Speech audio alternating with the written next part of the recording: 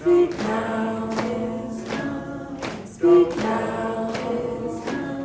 Speak now.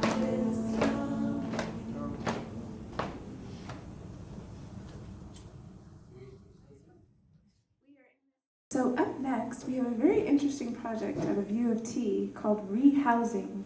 Samantha Eby and Michael Piper are going to talk to us about ReHousing. It's a research initiative that explores how to convert single-family homes into multi-unit housing using affordable, common-sense design.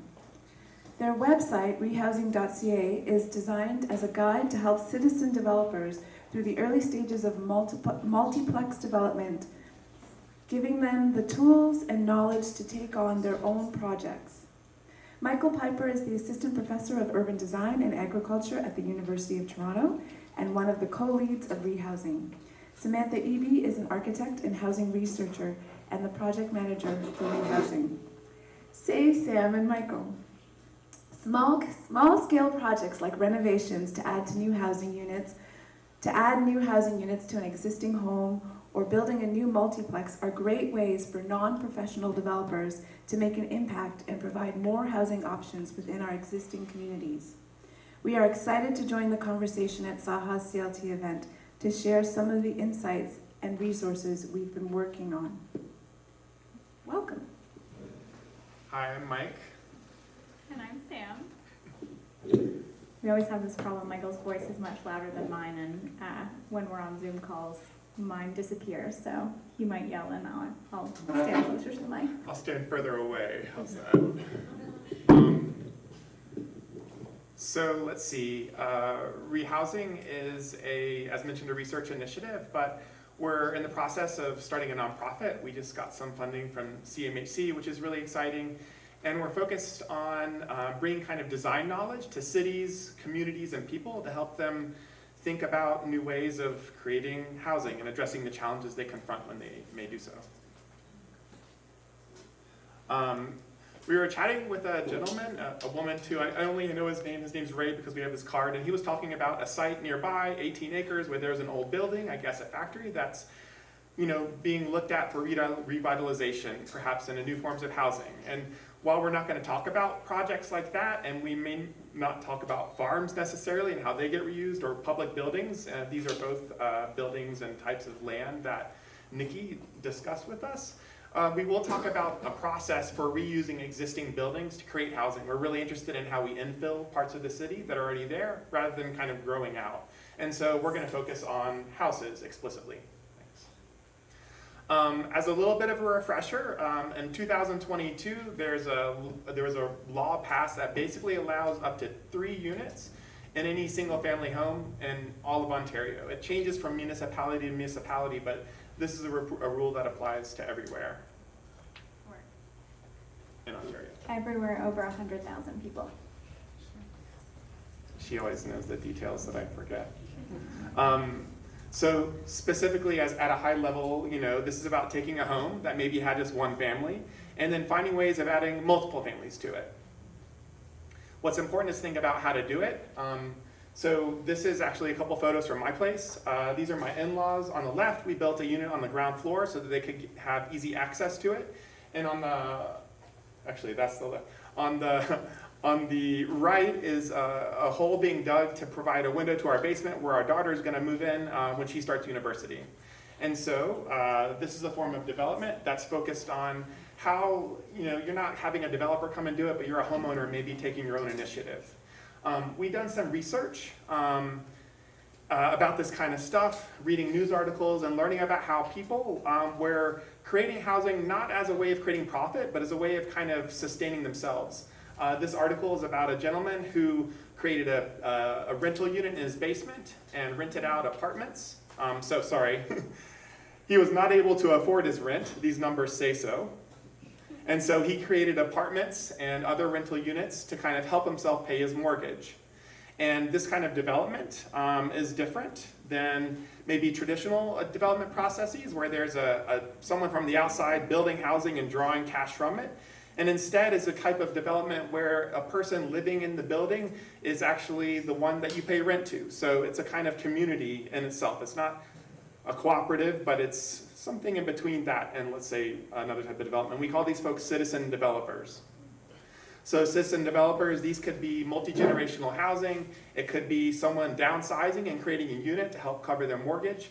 It could be a nonprofit organization that maybe doesn't have the capacity to develop housing, or someone that is priced out of the housing market that teams up with someone else to buy a home and make 2 units of it. So our website is offers a kind of free set of tools for citizen developers. There's videos that are kind of provide clear information for folks, and a series of kind of separate tools, a design catalog that has free plans that you can browse through, a thing that helps you check code and other issues that you might confront. It's made with kind of clear graphics and straightforward language so that citizen developers can access the knowledge there and make decisions about how they can create housing. I'm just going to take this up, but I can just talk into it. So this research actually really came out of in Toronto when the rules started to change. A lot of the policy was focused on the downtown, but this condition of suburban landscape is something that perpetuates most of southern Ontario. This map shows the GTA. And what we found when we were looking is that there are really different types of homes depending on when they're built. So we started to identify the 13 most typical houses in the GTA and grouped them by the era, and each of the different configurations of them homes lend themselves to different possibilities and ways that you can approach the design. So here you can see 3 different properties and how they've been converted to add new units to them.